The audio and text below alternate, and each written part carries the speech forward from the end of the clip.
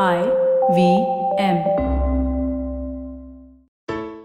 This IPL season, go from Shunya to 100. Stand a chance to win 100% cashback with Cred Power Play. Just pay your credit card bill during IPL's Power Play overs and get rewarded. The winner also gets featured live on ground, which you can catch on your own TV screen. Shunya One is brought to you by PayPal, democratizing financial services. All right, welcome to episode 125 of Shunya One. And today we have two special guests who are both founders and building a very interesting company. It's actually been a while, Amit, that we've had two guests on the show. Yeah, I know we normally are. We're just getting one, but we have a co-founding team. So it's interesting and really great business, right? I mean, what they're doing is really, really interesting. I think that there's, it really does set the way forward for a lot of people who are looking at the e-commerce space and what they want to do over there. So very interesting what they're doing there. Yep. Welcome to the show, Vineeta and Kaushik. Thanks so much for making the time, guys. Great to have you. How's it going? Thank you. We're very excited too. Big fans of this podcast. So finally getting a chance to be here. Oh, wow. That is rare to know that we have two founders who have actually time to listen to podcasts also. While running, of course. Yes, while running. And that's also another passion. I know we briefly spoke about that you guys have, you've had yourselves. So I want to know, either of you, if you could give me your personal backstories a little bit into what happened and how you got together to sort of build Sugar. But and whether it was pre-running, post-running. Vineeta, you mentioned that you were been running for ages. Kaushik, what about yourself? Did you? I'm a very reluctant runner. So we'll get into the backstory of how eventually I realized that, okay, I need to spend more time. We need to spend more time together. So there is no option. Get off the couch, put on your shoes and start running. I did not factor in that I won't be able to catch up then. I realized that very late. So then I just went back to the couch. Lovely. But just to hear, what could you tell us a little bit? So, I'm an engineer. Growing up, I was always academically very focused and, had that dream that, going to IIT and IIM, etc. And then, so went to IIT Madras directly, went to IIM Ahmedabad after that, did an internship in investment banking at Deutsche Bank, 1 month in London, 1 month in New York. And, at that time, I really started realizing that this is not what I want to do with the rest of my life. And I really had that, I started reading about founders and companies that had been founded. And I decided that I wanted to be an entrepreneur, but, in the next 10 years, we'll figure out as and when things work out. And maybe I'll take up this banking job and then start up later. But then while I was graduating from IIM Ahmedabad, I, met a couple of other batchmates. And then we started thinking about what if we do it right away. And then at 23, while graduating from IIM Ahmedabad, we decided to give up our plush investment banking job offers and started up. So our original plan was to launch a women's lingerie business in India, primarily online. And, we went to 7-8 VC pitches, including, the big names. And they were like, you're fresh out of college. How are you going to build a brand in India? And, obviously it's not going to be very fundable. And that didn't happen. So we went to the exact opposite extreme, really spurned lovers. And we decided that, okay, we're never going to raise money. We're only going to bootstrap and build a company with our own, money revenue. And did that for about 5 years with a couple of other batchmates. So this is back in 2007. And 2007 to 12, tried running a company which was bootstrapped. It was an HR outsourcing company.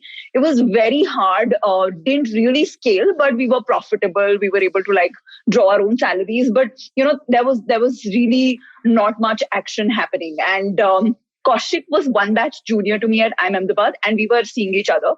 And in 2011, we actually got married. So once, and so in 2012, both of us started talking about doing something together. And for me, I had completed 5 years in this company, which I thought wasn't really going anywhere.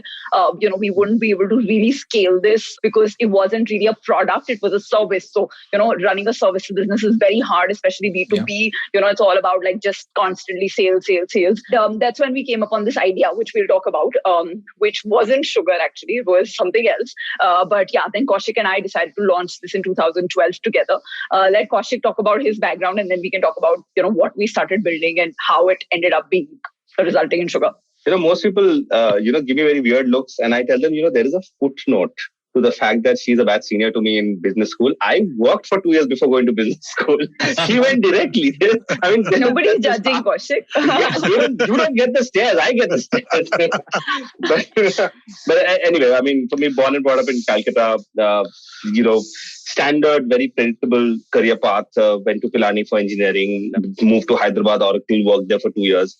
And then suddenly I realized that I was a male engineer, techie, applying, wondering what to do with the career. And you had some check boxes left to. Yeah, I ran out. I was like, when I applied for the business school forms, I'm like, it's as undifferentiated as possible. So I remember going to the group discussions and personal interviews after clearing the test, and I'm like, how do I stand out? There are 9 other people just like me on this panel. And I remember interview I used to say that, I want to someday start a company of my own. I don't think I fully believed it back then. I think I can today admit that I probably said that a bit to stand out. But anyway, B school happened. Now in IMA, their batch, 4 or 5 of them left. It's a rat race. Right? You feel that to compete, you either compete with grades, which was not an option for me. My grades were terrible.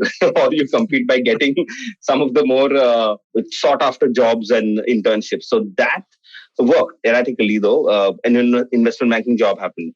But then their batch, when we saw people actually giving that up to say, okay, there's still some time, let's try building something. A lot of us in our batch got inspired. And we said, okay, we didn't really stop to think that, okay, or ask them how tough it was. We just said, okay, let's also do the same. So a batchmate of mine started up back in 2008, which was 1 year after she passed out. But the first 2 years we did a lot of different things. We tried an online insurance company, an online bargaining portal. Nothing really scaled, although we raised some seed capital from Rediff at that time. And this is 2009, but it didn't scale. And 2010, that was a year before, we got married.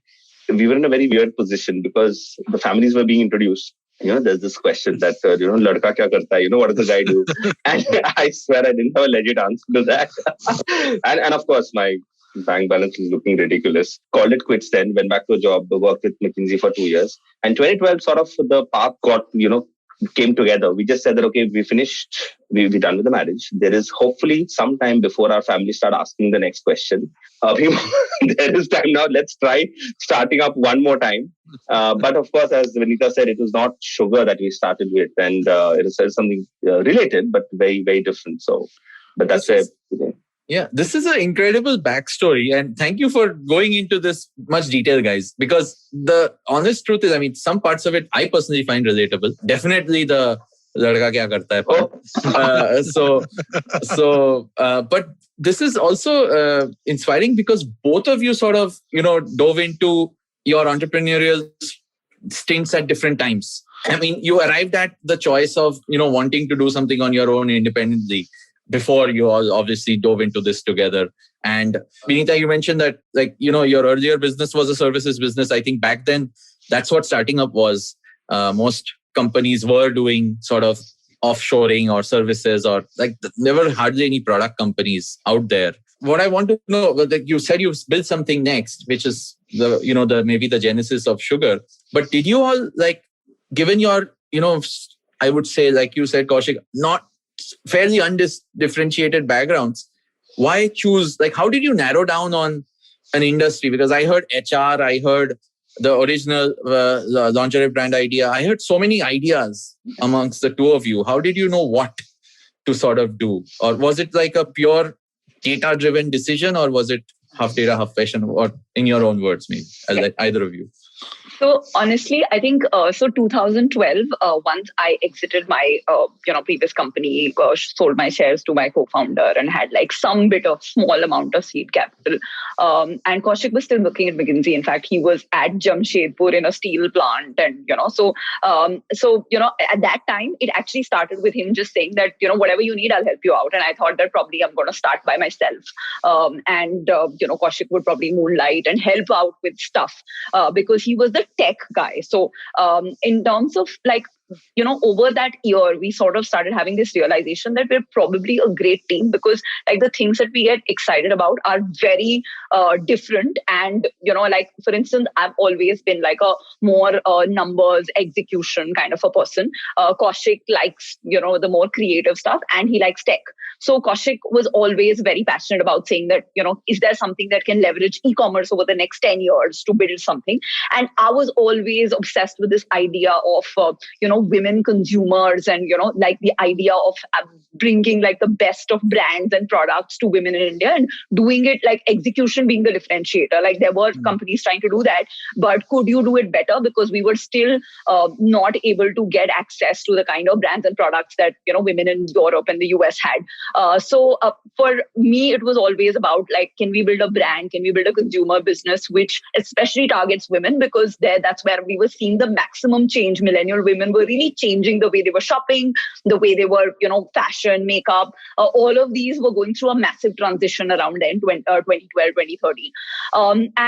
So at that time, we were thinking about what could like really leverage both, but mostly I was like figuring out, what industries would be interesting. And, women consumer was, I don't know why, it was always something, and that's how lingerie had started. And so one of the ideas that at that time was really taking off in the US was subscription commerce. And fundamentally, the logic that we used was that, beauty as a category works really well for subscription because, if you're able to curate these monthly boxes with sample size products, it will lead to women upgrading to the full size product and, purchasing and getting exposure through these brands. And 2012 was the time when a lot of international brands were beginning to see a slowdown in Europe and the US of the markets. And they were seeing India as the only economy which was growing, like only market for beauty, which was growing like 10, 15% year on year. And so, at that time, the idea that we finalized, and it was actually a very, sort of starting with what are the spaces that excite us? Are there any overlaps? And then, what would be, as a founder, when you start a business, you're very naive and you want to do something which is different. Like the only lens that you use is nobody else should be doing that. Right. Yeah. And, now what we do, we always say that like, it's like everybody thinks it's the stupidest idea to create a business, which is like where P&G and L'Oreal and Unilever are already killing it and then try to say that I will create a product which is exactly the same category with a small, like it's just better. But, that's not a differentiated business. But at that time, we were very clear that we want to create something unique. And so we put our like minds to thinking about like, how good our algorithm will be to figure out like every single woman comes on our platform, gives us like a few details about her beauty profile, like what is her skin type like, what is her skin tone like, what kind of colors she likes wearing. And we will use our algorithm to actually match the best products from the world and make them available to her at a 500 rupee per month. Now, in 2012, it seemed like the coolest idea and the idea that sort of worked for both of our passions. Like, for me, because the TG was right, and for Kaushik, because it was like tech and e-commerce. So that's when we launched FAB BAG back in 2012.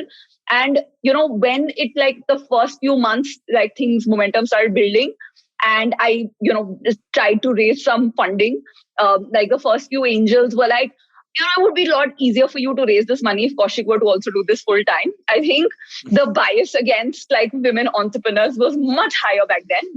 Things have really evolved in the last 8-9 years. And I literally like called him up and said, listen, can you just join full time? It'll make it easier to raise money and, we don't have to worry. It did not make it easier. That was a wild goose chase though, but yeah. And and that's when he quit McKinsey and came on board full time. And we also raised like a small seed round, and that's how it happened. The story you just told us was about subscription commerce at a time when e-commerce itself was just starting. There were definitely not too many other subscription products out there. I mean, I don't even remember even the men's hygiene ones coming much later, and like there was very few things which were subscription. So how did that go, by the way? I know what you are today, and of course, how did that piece of FAB BAG go, or how did it do? And did that inform your decision to sort of double down on what sugar is today? When we started FAB BAG, it was an overlap of what we were passionate about, because of course it served women. Vineeta was very passionate about it. And the only thing I carried forward from my earlier selling insurance online experience was that insurance is all about, can you bypass the middleman? Right. So it was like, okay, can I use, that time apps weren't big, but can we use internet to directly sell to customers? And at that time, I do admit it was slightly opportunistic as well, because we saw a lot of like buying behavior-led business models, which would start in the West and eventually end up in India. Like, to give you an example, like auctions. There was eBay. When they came to India, they bought Bazi. Bazi was doing auctions that time. There was Groupon. When they came in, they bought Crazy. They were doing group buying. So we looked at all the PR and press around Glossybox, Birchbox, and we said, this is it. It's going to come to India, and it's going to blow up and become big, and we should have the pole position whenever this thing, gets very popular. And that started. I mean, we of course got investors on board finally, and that started a 3-year-long, journey. Where today, when I look back, I realized something very interesting. Whoever we spoke to, everybody had just one question: how are you going to manage to keep getting free products to put in your bag? To put in your box, to put in your bag. How brands in India where nobody gives you stuff for free, right? So how are you going to do that? And we kept focusing on the supply part, and we almost took it like they think we can't crack supply. We will crack supply. It was so naive, and we did crack supply. We started getting products not from India. We got it from the Middle East, Southeast Asia, and all sorts of brands. We would get them in the country, send them in our bags. All of this led to one blind spot, which we now realize. I mean, there's a thing about subscriptions. Subscriptions are useful if you consume what is supposed to be consumed during a certain time frame. For example, I have, say, Super Daily Milk subscription. Now, tomorrow's milk that will be outside my door, if I finish today's milk, it is godsend for me. If I don't finish today's milk, that is a headache for me. It's going to get spoiled. And it took us 3 years to realize that India, people don't consume beauty, at least at that time, at that frequency, wherein we could send them month after month back-to-back bags and expect them to continue. So we saw a trend wherein they would be with us for 4.5 months and then churn. And once they churned, they left with a feeling that, okay, you know what, this is wasteful, or I have too many products. Super tough to get them back. So I of course, without a doubt that if we hadn't put in those 3 years, FAB BAG, of course, still continues as a very strategic part of the company. It helps us in product discovery, understanding consumer trends. But those 3 years, if we hadn't done that, we wouldn't have gotten so close to our consumer or the industry to actually understand that, okay, sugar could be created. But our hypothesis initially was way off. And some of the investors we pitched to, they actually tried telling us that, look, the market size is big and all that. And we kept hearing that you can't do it. And we just said that, no, we will do it.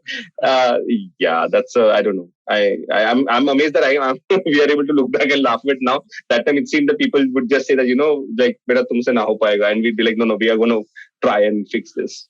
So in the 3 years, we actually scaled to about 16,000 monthly subscribers. That was the scale that we actually managed to get to. And after that, we just turned off the marketing completely. And then, we still have about 4,000-5,000, which is like pure organic, like people who still want to, because they are like very, very, early adopters, as well as like really experimental about beauty. So they still continue. But yeah, everybody else has turned. And in the last 7-8 years, Kaushik and I have done probably more than 100 calls with founders in food, apparel, accessories, coffee, doing subscription and, going into it with that whole excitement that, this is differentiated and I want to build a subscription company. And we are unfortunately the really, the bad news. Party poopers. Party poopers who are always like, sorry, it's very hard to scale. Just see if you can do something easier, because challenge was that in India, e-commerce was, of course, like you said, just taking off. And then subscription took a while to explain. So we had so many calls where women would like for half an hour keep asking the same question, like, I don't get to choose what's in my bag. I mean, things like that. And then, of course, the whole because there was no monthly recurring credit card billing, we had to charge them in advance for the entire term. And when you do that, it's only possible if it's like a gym membership or a newspaper where it's like 30%, 40% of the total, cost that you would incur by paying monthly. Now that in a business which involves a product being delivered every month is impossible. The economics just don't work. So we would give 20% off on an annual subscription. But, it was very hard to get, people would be like, I'll just take monthly. And then it became like this monthly box that people are getting, which wasn't really subscription commerce, and the whole, power of having subscribers, recurring revenue, 6 months, etc. That was going away. And, of course, that's when everybody else was trying subscription. Like I remember Snapdeal was doing this experiment, and Nykaa tried something. But, unfortunately, I would be really looking forward to seeing one subscription success come out of India outside of the whole, again, gym membership and, the services. payment scene did not help at all. I mean, I think that didn't get solved. I think that was the biggest problem there, right? The card not present transactions. Yeah. It's a business I've always been fascinated with, because if you look at international sponsors of podcasts, they typically were subscription companies, right? Companies like the meal sending one, Blue something, or Blue Apron, or like Coffees of the Month clubs and stuff like that. They've always been typical advertisers and podcasters in podcasting internationally. And I was always very kind of disappointed that we never really saw that take off in India in any meaningful way. Yeah. And Birchbox had 1 million subscribers. Birchbox. Yeah. For us, it was like, okay, in a population of 1.3 billion, we should be able to get to 1 million. But 16,000 was where it. But that's still commendable. I mean, at least, so that definitely informed your user research for, sort of doubling down on the brand. And I want to actually hear about that initial phase as well, because now we know what a D2C brand is. Everyone writing about direct to consumer understands it. It's the wave. Last year must have been very interesting. Before we get into that, it's time for a PayPal Hiring Solutions break. PayPal is hiring across a large variety of roles. Log on to paypal.com and check out their job section now. PayPal is a global leader in digital payments, and this month on the 30th of April, Shiladitya and I will be in conversation with Guru Bhatt, VP Customer Success Platform and GM for PayPal India. We're talking about digital payments, the future, and PayPal's hiring plans in India. So remember, join us on Shunya One on the 30th of April to hear more. All right, welcome back. We've obviously been talking to Vineeta and Kaushik here about their, the story of sugar. And I think now we're at the point where, today it's 2021 now. The world understands direct-to-consumer brands. The world, or rather, especially India, definitely understands it. This whole, during 2020, during the pandemic, I mean, I can speak for myself. I have definitely tried out a whole bunch of new brands, which I would have otherwise not discovered, primarily through social media, I guess, and word of mouth. And it's across categories that I've tried them out. From your subscription days to your, diving deep into sugar and building the unique sugar brand that you are to now, how has that story been? And could you tell us some insights around it? Either of you. Yeah. I'll start with the anecdote, since you mentioned that anecdote helps. So one of the things that, during our FAB BAG days, we had tried was, we found like this very small brand in Greece, and we'd convinced them to give us these really subsidized mini liquid lipsticks, which at that time, we'd introduced to our FAB BAG subscribers, and the women went really crazy about it, because this sort of, the interesting thing, what was happening is that young millennial women were looking at makeup very differently for them from their moms, right? So they were stepping out, they were, going using public transport, they were, going out in pollution, and they wanted products that, in the morning they apply until end of the day, they don't have to think about it. And they wanted colors that really work for their skin tones, including like the deepest and the warmest.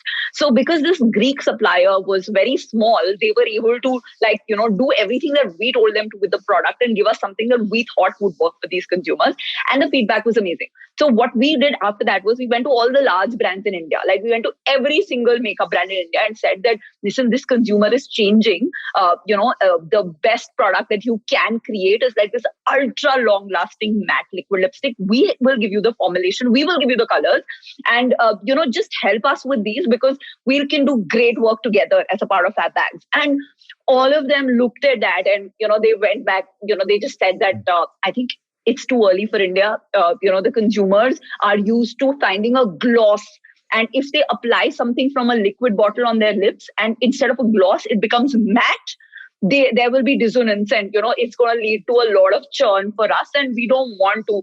And, for them, their average customer was probably older and, they always thought of it in a more traditional retail way. And this whole emerging crop of young women who were getting inspired by global trends on social media wasn't relevant for them. And every brand told us that this is not happening. They're not going to do it. So in fact, the idea actually we started thinking about back then when we thought that, there is an opportunity to create products for young millennial women because they are getting 9 out of 10 of them now are inspired by social media when they discover which brand and not by celebs, but by other real women. Secondly, they're going to be shopping online. So, reviews, etc. will make it easier and more democratized for hero products to win and not just the ads on television. And then, of course, they wanted products that were in on global trends, but in a way that suited their Indian aesthetics. So, suited Indian skin tone, Indian weather conditions, Indian pollution, etc. And that's when we started talking about this. And then, of course, we started discussing with our board that we want to, we have ideas for these products and we want to launch this. And, we weren't ready to, do RIP to FAB Bag, but we just said that we'll throw in these in the FAB Bags and, they'll do well, this new brand that we'll create. And of course, the doubt that everybody had was that, to create a brand in India, you need at least 50 crores. Right. And at that time in 2015, we're having this conversation that, without at least 50 crores, you can't really build a brand. People are not going to trust you. And how much do you have in your bank account? We're like, 30 lakhs. So, and so, I think we sort of kept deliberating this for many months because, we just thought that it would make sense to create a brand without having the 50 crore in the bank balance. And, but then, we were seeing that FAB Bag is not scaling. And then we finally thought that, okay, if nothing else happens, what do we have to lose? We'll just create a few products, add them to FAB Bags, and then just see how play it by the year. And then when we launched, and so actually Sugar was launched as an absolute experiment. And when it actually went in the hands of these consumers, those first, we launched with 2 products and then 4 colors of lip crayon after, few more months, it really took off in the sense that, they were calling us and we were going out of stock and Nykaa wanted to list us. And of course, we can talk about the growth journey after that. But, those products, we really had a lot of, insight come data behind the creation of those products. And they did fantastically well. Kaushik, do you want to add something? I think the other thing that changed was that creating something always had an entry barrier to it. Like, for example, if in the offline world, to create something, I need to put up investments for if not a store, at least a front desk counter. I need to have enough, a large range so that people don't come and see the brand and say, oh, this is very sparse. I need a celebrity face. Unknowingly, all those barriers started falling away because when people shop for, say, matte lipstick or even, say, apple cider vinegar, I mean, you occupy 1 square, in 16 squares with products. So the customer doesn't get to know that you have just 3 SKUs versus your competitor who has 300 SKUs. You don't start off with that disadvantage. When people talk to you about in social media, real people, real reviews on YouTube and Instagram, people don't miss the fact that Kareena Kapoor is not holding that product and talking about it. So unknowingly, subconsciously, a lot of forces started helping, which today it's been codified and it's a playbook.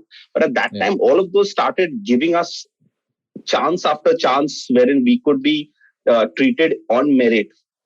just for how good or bad the product was, and not through all the other factors which used to color someone's perception of a brand. And to be fair, the question which we were asking was also probably not well honed. When we asked how much does it take to create a brand, people did throw such numbers at us, 40, 50 crores. I guess people were thinking about it from what they had seen, that you're going to put so much on television, so much on print, so much on celebrity. I mean, we, beyond the point, if we hadn't done that, the company would have shut down. So we said, you know what, let's just go with it. And this was late 2015, and all through 2016, it was like this weird, moment where the FAB bag numbers, because we stopped spending marketing money on that, started dwindling, coming down, correcting. And it is like, while that was coming down, sugar was slowly scaling. And it just sort of kept things in the equilibrium for a very critical 15-month period till 2017, when we raised our Series A, which sort of unlocked a lot of things for us. But that entire 2016 was, it was very touch and go. It was very touch and go for us. Yeah. It was actually like that. We did I think FY 15, we did about 7.8 crore and it was 95% FAB bag. And then FY 16, we did again 7.8 crore, but it was, the big difference was that it was 80%, not 80%, but maybe 60-70%. 60-40, yeah. Yeah. So, and that, and pivots are very hard because it's you're going back to saying that your big engine that's running, you were not putting money into it. So you have to go back to a team size and expense ratio of the early days. So, we started doing things like cutting down our warehouse to half, cutting down our office to half, telling teams that, next 18 months, it's going to be no increments, etc. So those conversations around the pivots were hard because at the end of the day, any investor wasn't able to come in putting in more money because they'd already lost their money in FAB bag, lost sort of, they hadn't really been able to see it scale. Yeah. So that's why it was, so they weren't ready to yet put in more money, and we had to make everything work from that. And the thing about a brand is that you do need working capital because of the fact that even though the gross margins are very good, you do need to spend on the inventory, because at the end of the day, unless the inventory is available at all the warehouses, etc., of Amazon, Nykaa, it's not going to sell. So it was, I think those 2-3 years were really hard for us as we navigated a pivot while trying to sustain on the basis of the existing business. But it actually worked out much better. That was also the time we started having a lot of disagreements and self-doubt, because, to be fair, for 3 years, I saw this entire thing as a narrative which came together, where Vineeta would bring in the product and industry expertise, understanding of our target audience, what to send month on month. And I brought in the, tech product piece. Suddenly we were talking about becoming a beauty brand. And there was this, there was one very strained conversation we had, wherein I had no idea what was going on. And I told her, you know what, let's do one thing. Let me go back, take a job.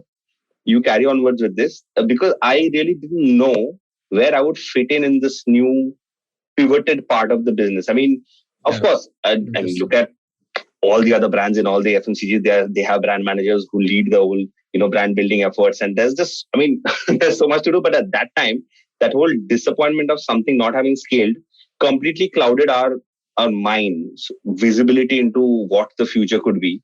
And there were some really tough conversations we had at that time. I'm happy we went forward and kept building, but it was a lot of self-doubt, at least on. Yeah.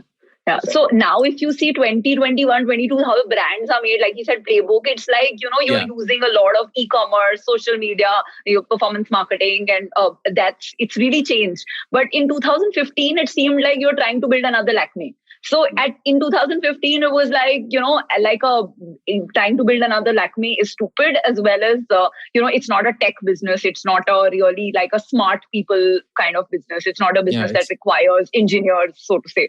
That's what led to all those doubts that, are we really wavering from the path? But, the market was loudly telling us that this is the right thing to do. But it didn't fit in with our, story of us being engineers trying to build a differentiated company using innovation. You just thought that how much could you innovate in a beauty brand? So I think those were the real conversations that we had. But yes, we survived. to kind of step back a little bit, right? When you made the pivot, if you will, right? Were there other things in front of you that you were looking at, like, becoming more of a, like a Nykaa, right? Which is selling products from, since you already had supplier relationships and stuff like that for building your box. Did you look at those kinds of opportunities as well? Or once you kind of frozen on sugar, you're like, no, let's build our own products?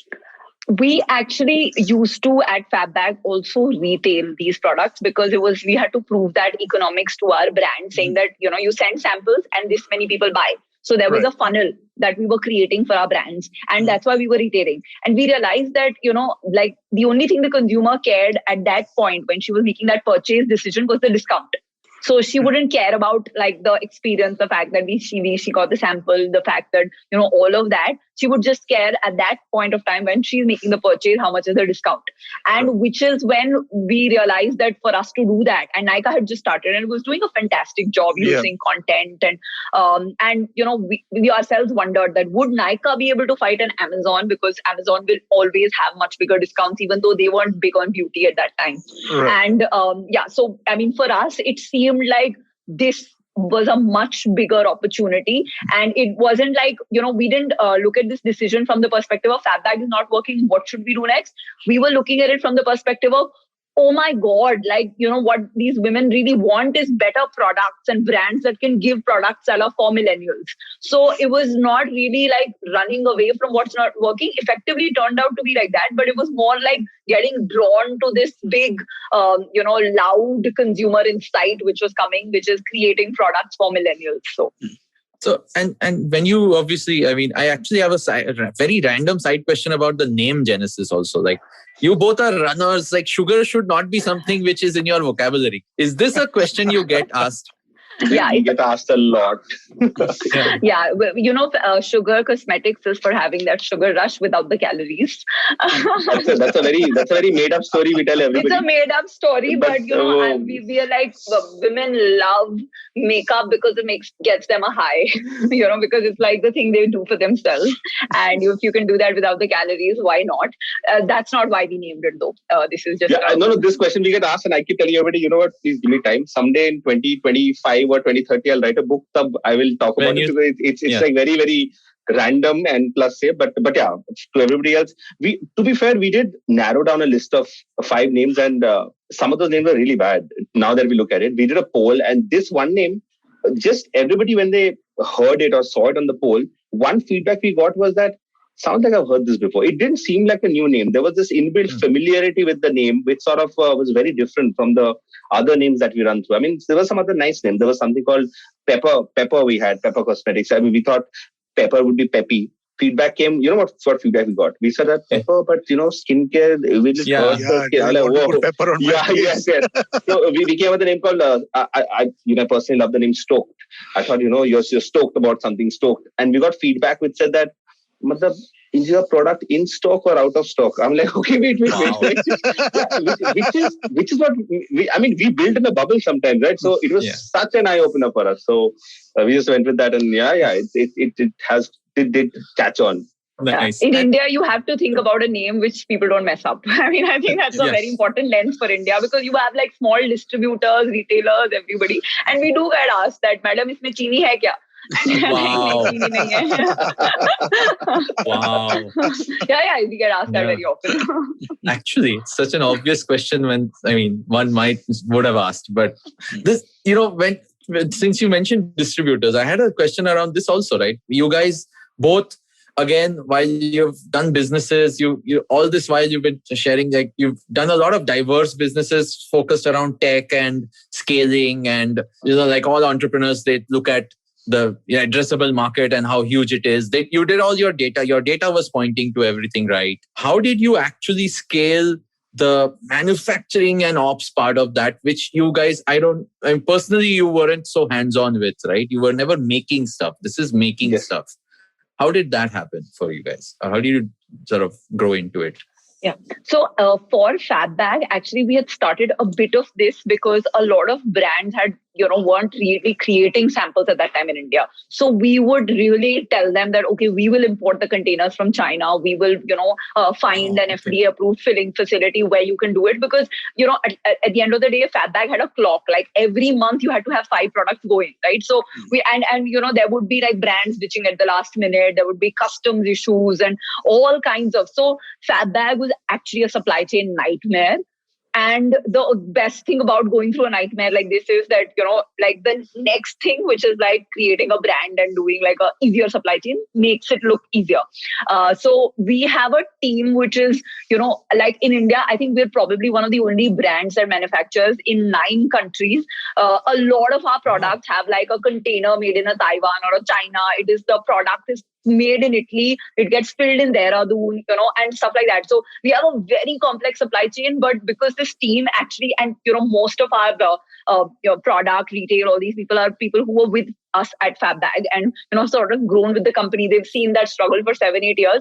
They're really the hustlers who figured out a way of doing it all like very efficiently. So we're not scared. Like when we think about a new concept that's come up, which is being made in some small factories in Korea, we'll just go there and try to bring it to the market as soon as possible without thinking about the fact that how will the logistics work out. We always try to figure out later that the supply chain, etc., and then we'll try to optimize the costing by saying that, okay, can we make the container cheaper in some other geography? And, can we, so we've dealt a lot with FDA of India, US, everywhere, as well as the, manufacturers in various countries.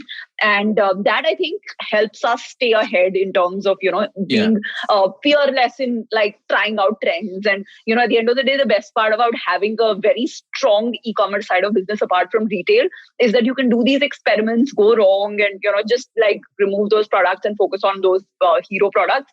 And so many of our hero products, our competitors wouldn't have been able to predict that this could become like something like, a contouring product. It's like so niche, but, we actually like that, there are 2 products which do like for us a monthly net revenue of about 1.5 crore. So, it's like a very, very fast moving product, but, we've done that crazy experiment by doing a very complex supply chain, but it worked out. And, our competition cannot really easily copy that.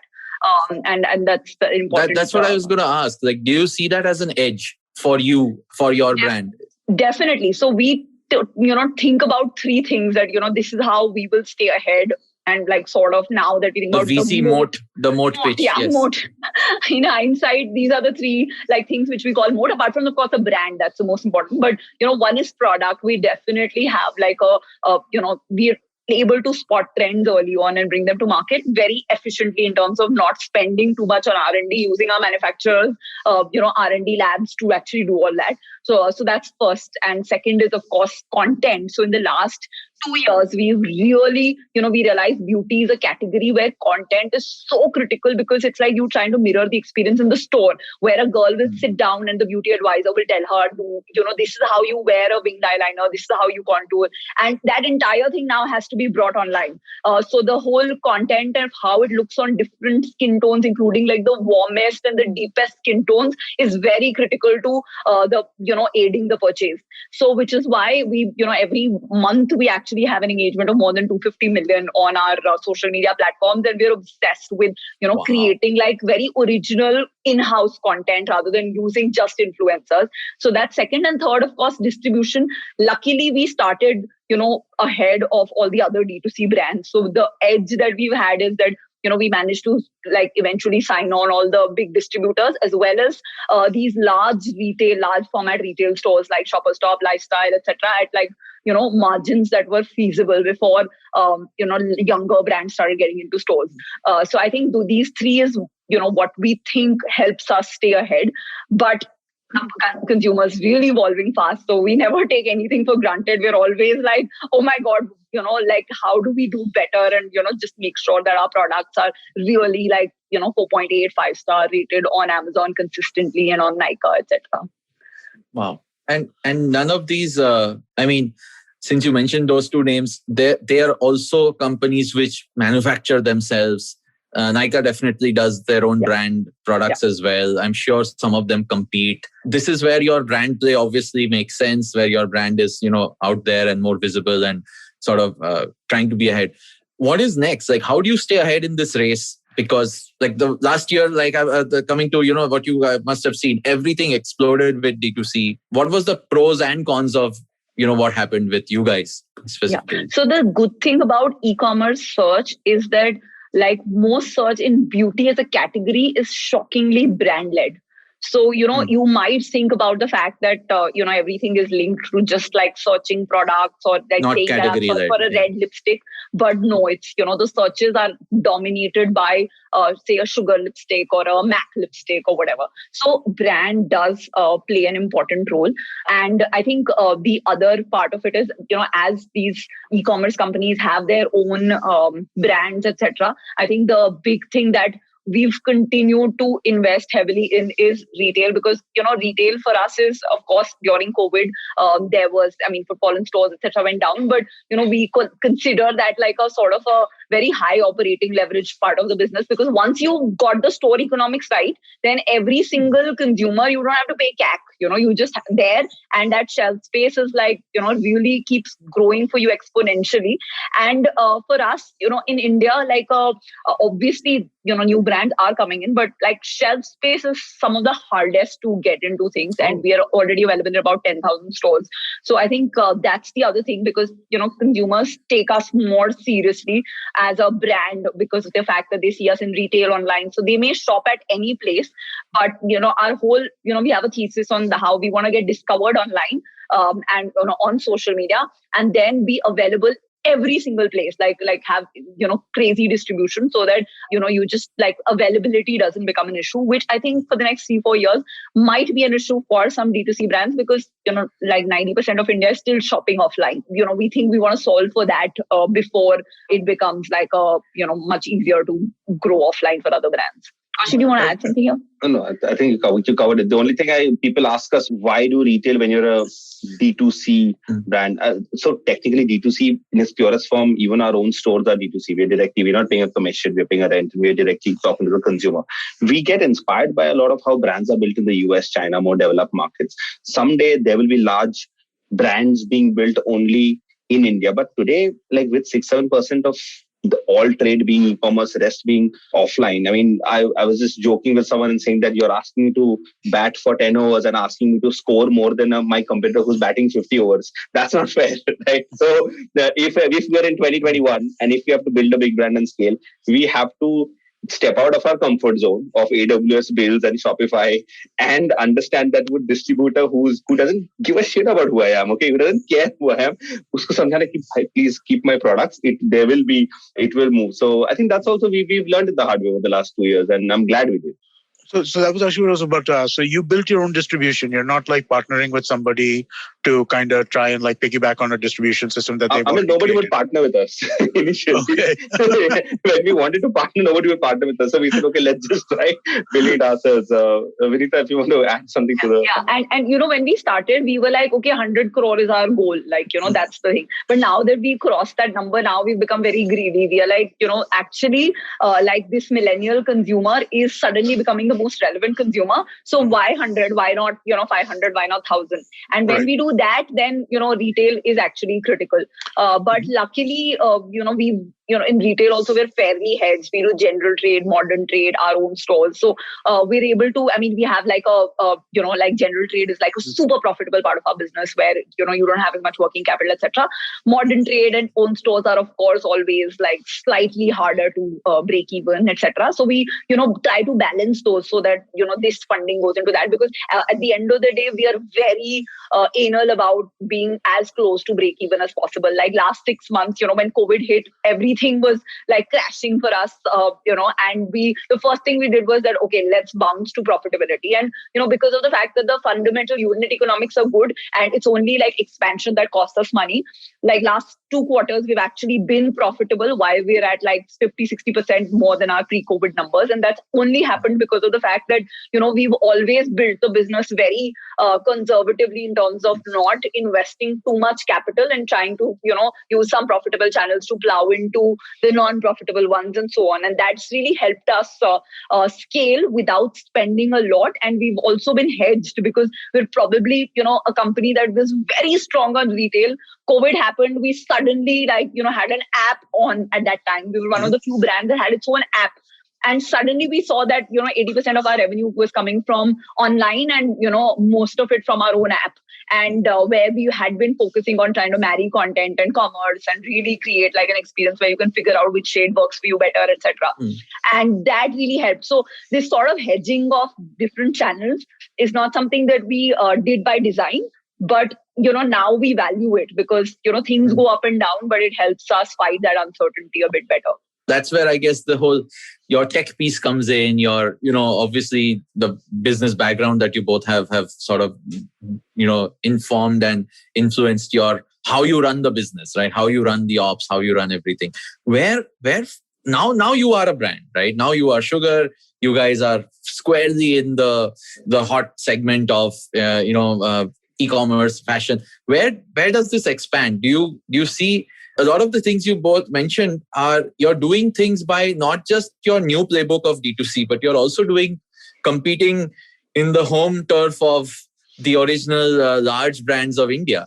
So competing for shelf space with them. So does the fight get tougher given that you're so you're fighting on both heads, or how are you planning to scale? I mean, this is my open-ended question of what you want to do better in 2021 and beyond. No, I think it's open-ended, but these are the questions we ask ourselves. So I completely resonate with that. And especially if you've been at a place wherein you've thought that nothing would work and everything would be raised down to naught.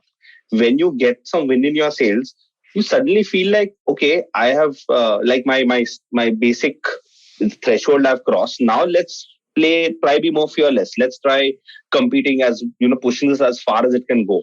Now, along the way, the D2C narrative got added. Suddenly, a lot of funds got interested in the space that, okay, it is possible to build brands frugally, and not going just, batshit crazy, with ATL and television commercials. So the road ahead of us is, I mean, when we say, okay, when I tell the team, okay, 3 years, let's target 500 crores revenue, there is some apprehension. But that is because we are living in a bubble of the internet brands and everything, because very few brands have really gone past that. The correct thing which we've learned to now is step back and say, forget internet, forget D2C, everything. Our category, the largest competitor today, is 12 times us. 12. Are you telling me 3 years we won't be able to get to 5 times of, half of what they are today? Then when we put things in perspective, then you're like, yeah, it's a vibrant market. There are a lot of people who are shopping for our products, and we just need to, focus on that and not get distracted by how big the jump is. And fortunately, we have a lot of inspiration in this space also. When we look at Nykaa and the way they've literally doubled their revenues magically every year after year, we're like, there are a lot of people buying in this, and trusting new brands in this space. So I think, that's what keeps us going, that there is a lot of headroom. Yes, as a brand, the thing which you think about is, okay, there's a certain communication which we kept towards tier 1 metro audience, but everybody knows that as the brand proliferates, our general trade stores, distributors move into tier 2, tier 3, and there's a lot of pull even from there. We have to be agile to sort of change our communication to fit in to those markets as well, which we don't have any science or history of. So again, we'll probably make some mistakes and figure it out.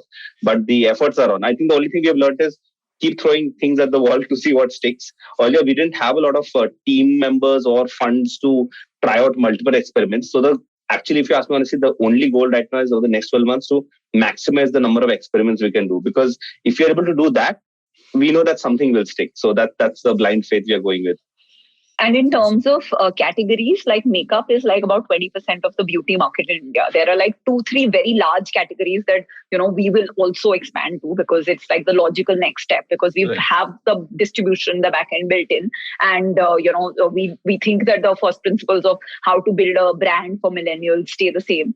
So then, that's the other avenue that we were exploring for future growth, apart from just like trying to be in the top 3 bands in makeup. That's goal number 1.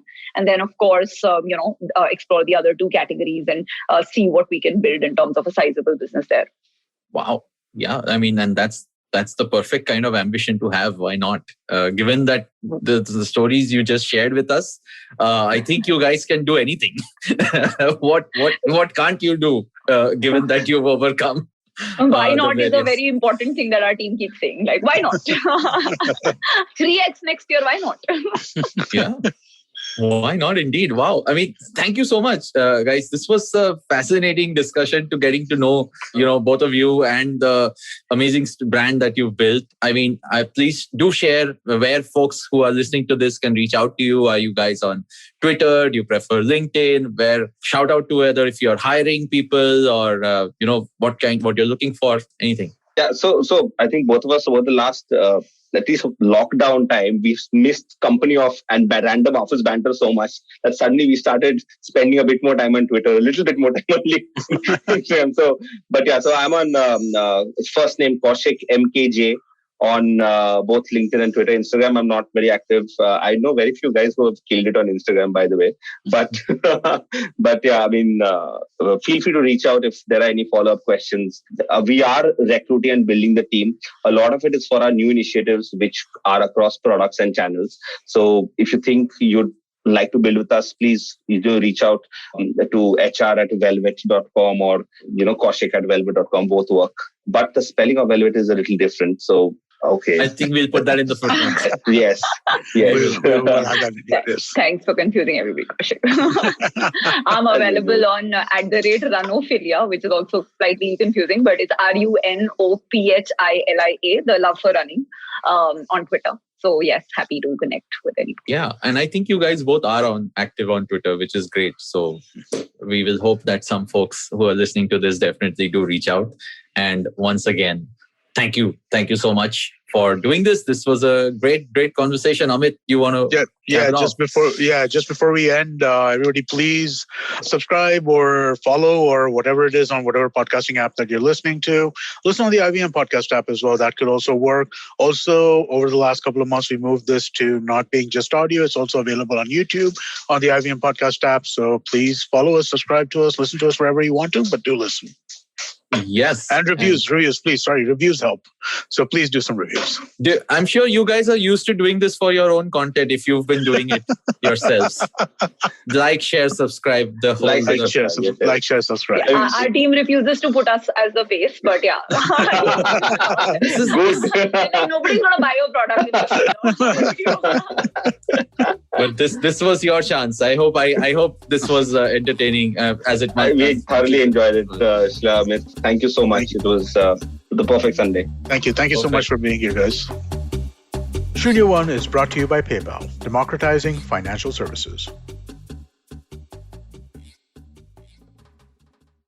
I hope you enjoyed that show. If you aren't following us on social media, please do. We're IVM Podcasts on Twitter, Facebook, and Instagram. We'd like to thank our sponsors on the network this week, Siet Tires and thewholetruthfoods.com. So this week on Advertising is Dead, Varun was joined by Mansi Zaveri. She shares her experience of running a community for parents of young kids and teenagers and of hosting a podcast along the same lines.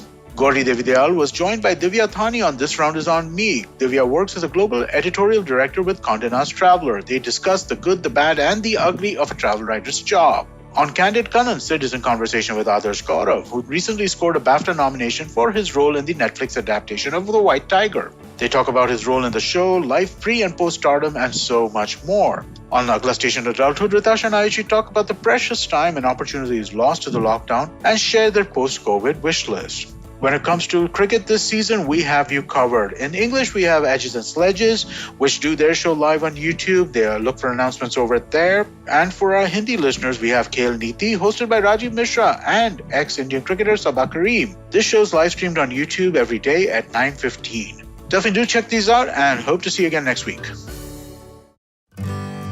Working Monday to Friday glued to your chair making you feel dull? Worry not. Get your 5-minute weekly dose of travel around the world with Postcards from Nowhere. Join me every Thursday as I explore the strange, obscure, and fascinating parts of the world. and bring out facets of travel you may not have thought of before. You can find us on the IVM Podcast app, website, or wherever you get your podcast from.